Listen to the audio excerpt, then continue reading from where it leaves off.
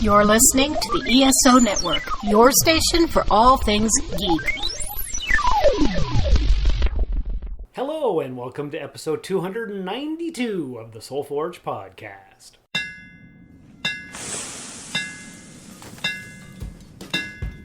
Welcome to the Soul Forge, a place of silent mystery, quiet contemplation, and outright mayhem. Join your host, Sean Vanderloo, as he guides you through the adventures of living. Together, we'll talk about life and love, sex and dating, joy and heartache, memories and loss, and so much more. Don't worry, it's not nearly as pretentious as it sounds. Get ready for life, the universe, and everything on the Soul Forge.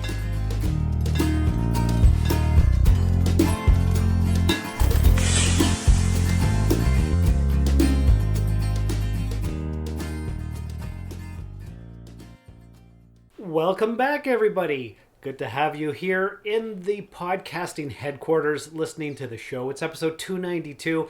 It's Sean, as always.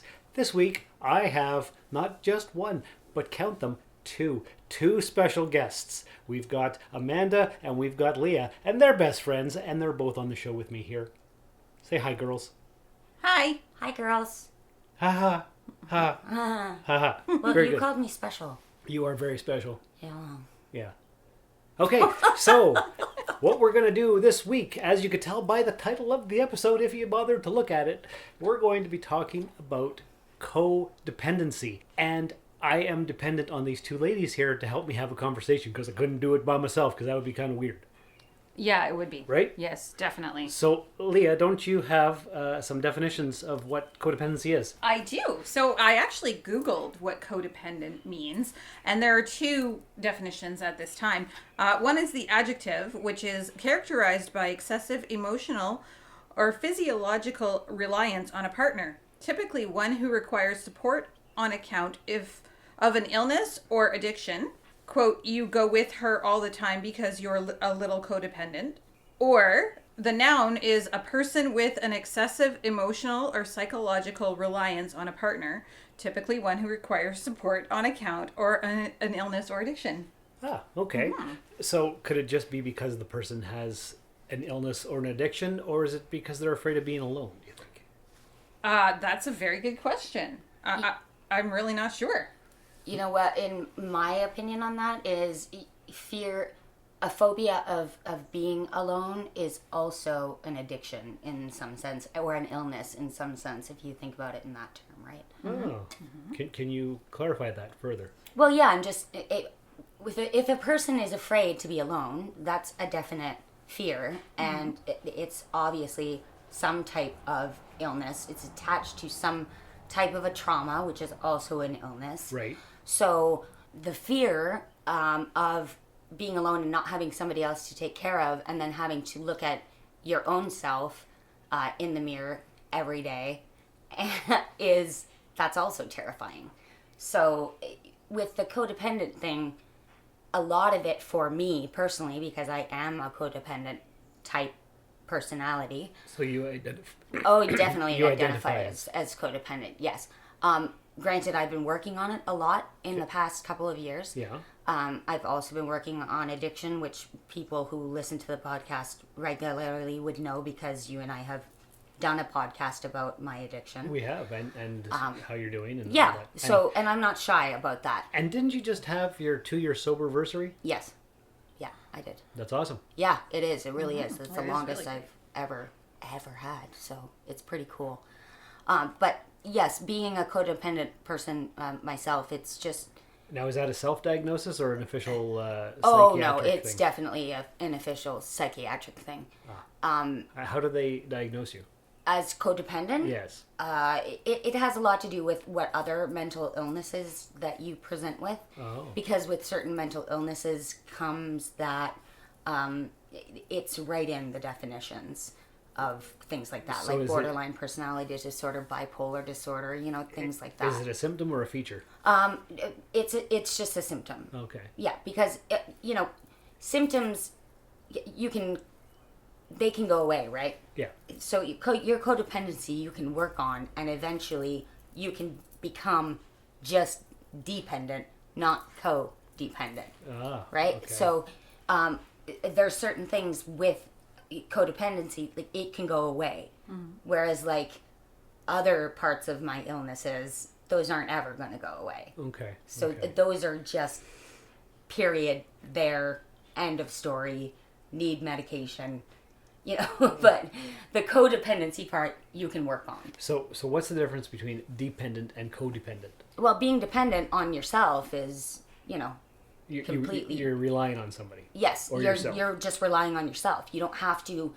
You don't feel the need constantly to take care of other people, so that you never have to look at yourself. But isn't that kind of a part of life a little bit, because you have a relationship, for instance, and then you maybe possibly get married and you have children. Yes. And then, of course, you know, things change or could change. Maybe you and your spouse no longer get along, and the children grow up and they move on with their own lives and find mates and have children and that type of thing.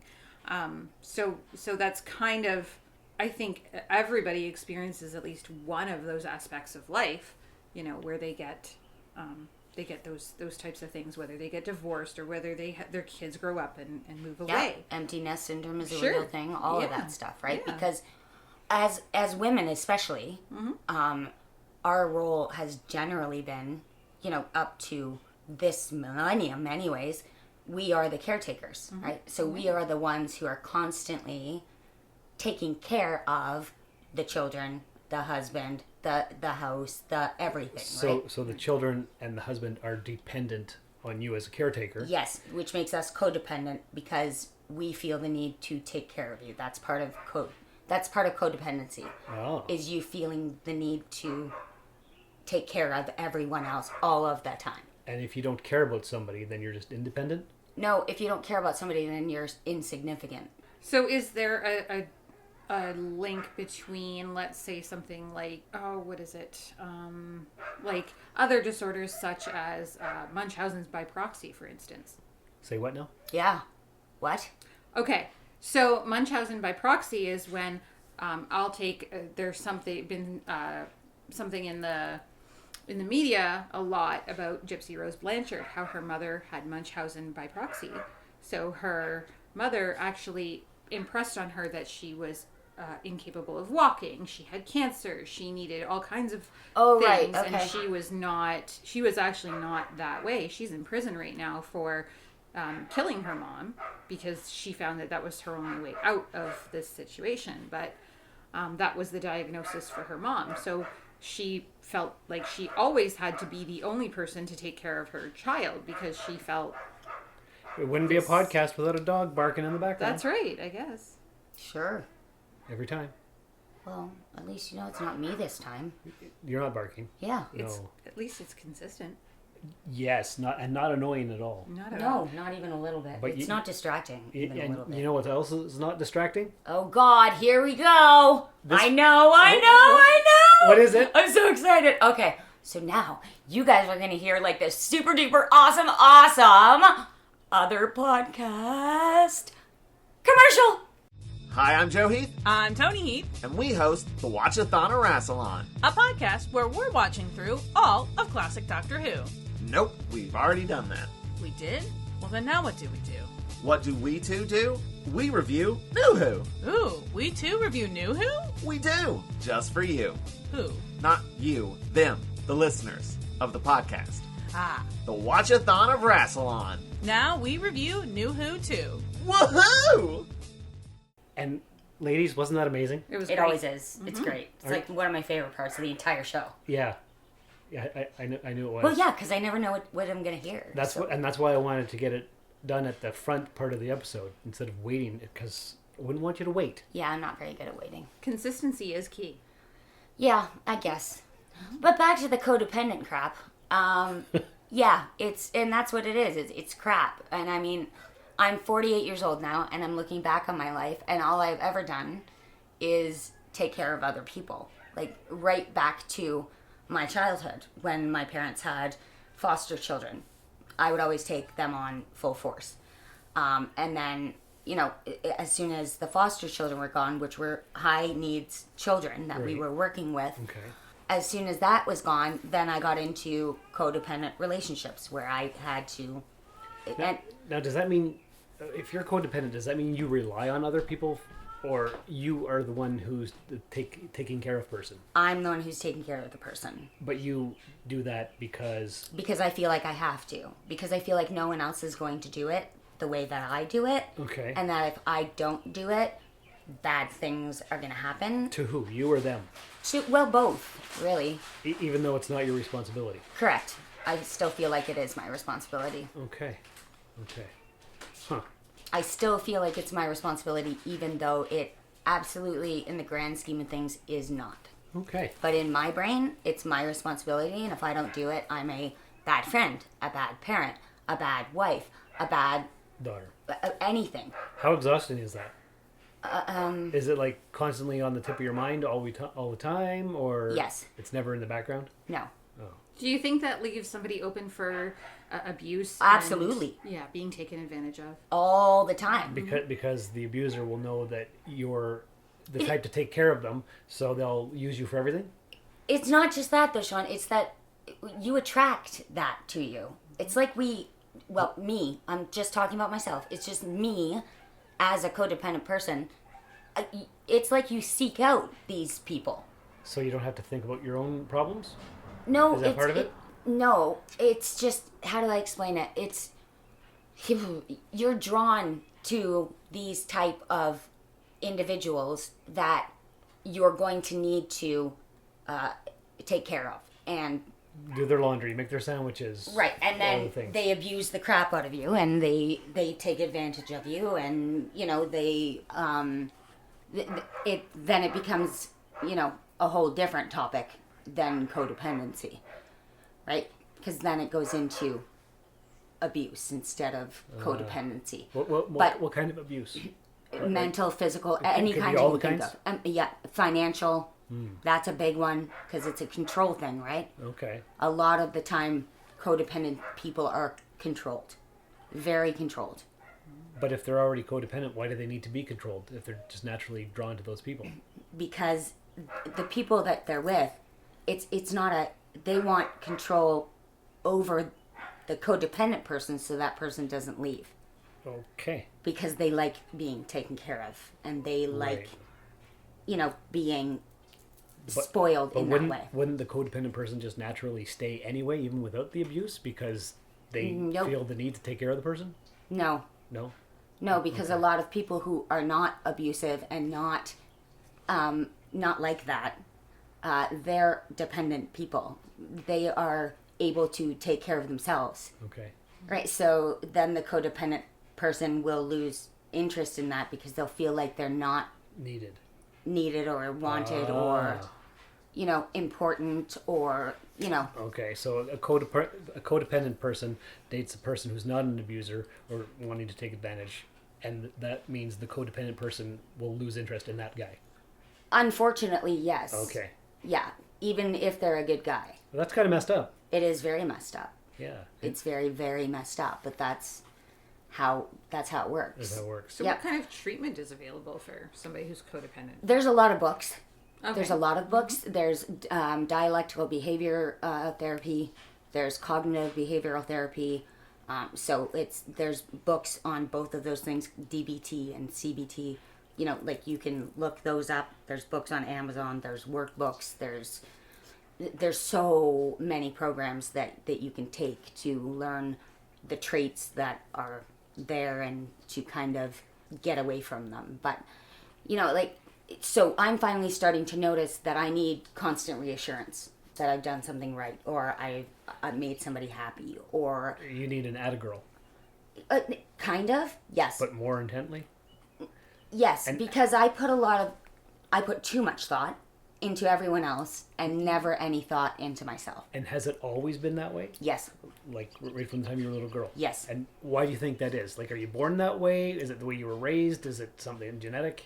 No, I think it was the way that I was raised and my circumstances. I really do. Okay. Had a lot to do with it. Huh. A lot to do with it. And then it just continued. into adulthood, and it's continued up until this point. And did you recognize it in yourself, or did you get a therapist that told you, or did somebody else tell you? How did you figure this out? I think I figured it out. When did I figure it out? Probably just recently, really. Yeah. Like, if I'm being totally honest with myself, I mean, there was times where I knew that I didn't want to be in these kind of relationships, and I wanted, more. So, and I wanted to not be the friend who was making all the effort and paying for all the stuff, and because it wasn't just in my romantic relationships, it was also in my friend base as well, right? Okay. So needing the constant reassurance there, right? And you said all the men that you've picked to be your partners have been pretty consistent. They didn't have jobs and all kinds of stuff like that? Oh, yeah. Yep, for the most part. Because that means they needed you, so you could take care of them. Yeah. And I didn't do any of that on purpose. It just kind of happened. Like, It's subconscious? in a way, yes. And then once I got to a point in my life where I found, don't get me wrong, there's been people in my life who have told me my whole life, what the hell are you doing? Like, Right. you can do so much better than this or this or this, right? Okay. But they were family members and stuff. You don't want to listen to your family when you're younger, especially. Oh, definitely not. And then, you get to a point where you have, I finally got to a point in my life, because I can only speak for myself, where I have real friends. Like, ones that make me not be codependent with them. Oh, like us? Yes, kind of like that. Yeah. It's a little annoying, I'm not going to lie. A cat's stuck in a room. No, she's believing she's hunting. Oh, okay. Cats and dogs. She'll here bring on the us a podcast. toy in a moment. Oh, good. Yeah. So you find... Codependent. Very. Codependent She cat. needs reassurance that All she's the doing a time. good job. Yeah, look at, she's coming watch. out. Look, I found something. Look, I hunted something. I'm bringing it to you. Love Yeah. me. Yes. Here she comes. That's hilarious. Oh, yeah, she's got something in her mouth for sure. Yeah. Good job there. Good job, little Daisy. little Good job, kitty. Daisy. Daphne. Daffodil. Good job, sweetheart. You're so good. Only you Look have at that, poop on live your butt. codependency here on the podcast. Yeah, live. This Very is nice. exactly what codependency is. Yeah. So your friends Yes. that you've chosen in the past, Always I paid for everything. Like every time we go out for lunch, the bill would be mine. Every time we go somewhere, it would be me driving. Every time, we do anything, it was me footing the bills for everything. and how did that develop? It just did. Did you just say, "Oh no, I'll pay for it," and they allowed it, or No, it's just they expected it yeah, it was expected. because these were the kinds of people? Yep, pretty much. Yeah. Okay. So this is like a comforting thing for you because you know what to expect. In a way, yes, and it just built on the fact that I was needed. I didn't look at it as being used because that wasn't the mindset that I was in. Okay, you felt needed, and then yeah. that's what you needed. You needed to feel needed. Yes, that's what codependency is all about. That Okay, and then when you have friends like us who aren't trying to fleece you for everything you got, how does that make you feel? weird, Yeah. like flat out weird. And how do you deal with it? A lot of work, a lot of effort. Like there's a lot of the time that there's things I want to pick you guys up that I don't because I'm learning, whereas before I just would have. Right. So I'm learning now that You're learning. yeah, no, I'm learning. So, but it's hard. It's really hard because I like I like doing special things that I know make somebody else smile because I'm so sad inside. Codependency has a lot to do with depression. Okay. So if you make somebody else smile, it Makes me happy. It lifts you up a little bit. Yes, it's some kind of dopamine release for me that is And how long does that last for? not very long. That's why I just keep doing it over and over and over and over again. Right? Okay. Yeah. So now that you're working on this, Mm-hmm. what advice do you have for somebody else who has realized that they may be codependent? Oh, Do you have any advice yet, or is it still Uh, too new? No, I definitely have advice. Yeah, like I would say, roll with the new changes. I know change is hard and it's scary as crap. It's one of the scariest things in the world, change, especially for people who are codependent. At least for me. I'm speaking for myself with my codependency. But it is the best thing that you can do for yourself. I just got back from a trip to see my daughter, and it's the first time that I have spent actual money on new things for myself for just me. Just you. Just me. You didn't buy a bunch of junk for a bunch of people. No. Wow. Just me. How did that feel? Weird. I bet. Still feels weird, but you know what? I did it, and I don't regret it. I'm actually happy that I did. Good. So, it's my money, and normally I'm worrying and thinking about everyone else all the time. It's exhausting. Yeah. I can imagine. Because when I came back here after 20 years, Yeah. and we hooked up again as friends, Yep. and you started bringing me all this stuff all the time, I was like, I don't know what's going on here. That's what I do. Yeah, but it was I was like, I don't know how to relate to this because that had never happened to me before. So That's what I do because it's part of. Leah can tell you. Yes. She's my best friend, and that I've always been like that. And Always. I have to tell her to stop. She A does. lot. I've had to tell you to stop too. Yes, It's like, you have. it's not necessary. I don't need you to spend your money on me. And I've listened. I am listening. There's little things like special things. Yeah, I still don't get me wanna wrong. do. There's once in a while you'll Yeah. tell me like a thing. I'm like, oh yeah, that's cool. Get that for me. Yeah. But Yeah. Well, things like too when Leah and I went away together, and I had the whole surprise set up in the room for her. That kind of stuff I still want to do. well, sure, you're still going to do friendship stuff. Yes, like that. But And was- picking her up all this junk and crap and shit she doesn't, excuse my language, need Right. or really want, and I know she doesn't, and you do I anyway. give it to her, and she puts on the act, which I can see right through because I'm not stupid. She's my best friend. And then now I feel more, not stupid. Stupid's the wrong word. It's not the same feeling because I know I'm not getting the same result, right? Right. So, and that's the definition of insanity, Yes. correct? Right? Yeah, Is doing doing things the same over thing and over and over and over and expecting the same results. Well, And were you getting this stuff for all the people as like a payment for them to be your friends, or I guess in a way, but no, not really. okay, I would say it was more of a love me back. right, okay, It wasn't But we do love you. I know that, but and it's we don't need you to spend all your money on us. That's right. and I know that too. Now, I'm learning all of that, but due to past traumas and past codependence and past, Right. control issues and all the things and the stuff. It's and a slow process to get better. yes, it's a slow process to accept Because- that I can just be loved for me. Right, but giving stuff away to people still makes you feel good, or not as much anymore because you've recognized. Not as much anymore because I recognize. Okay, so that's progress. It is progress, and it's always progress over perfection, right? It's Oh, yeah. always Yeah. it's Well, a thing. Remember what they say: perfection is the enemy of good. Who says that? They do. Who? Who's they? They just the ubiquitous they. No, Yeah, Q doesn't even say that. somebody said it. Q didn't. Well, then maybe I coined the term right here live on the podcast. No, people say it. People So, say it. just for fun, I would like Leah now to read some of the traits of a codependent person, since I've gone over That's a good way to wrap up some the of podcast. the traits that I display due to. So, according to Everyday Health, signs of codependency include difficulty making decisions in a relationship, difficulty identifying your feelings, Check.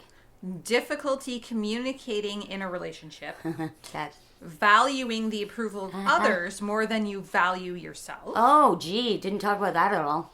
lacking trust in yourself Oh. and having poor self-esteem, Didn't talk about that at all. Your poor having self-esteem? fears Oh, of yeah. abandonment and or obsessive need for approval. Yeah, see, ting, ting, ting.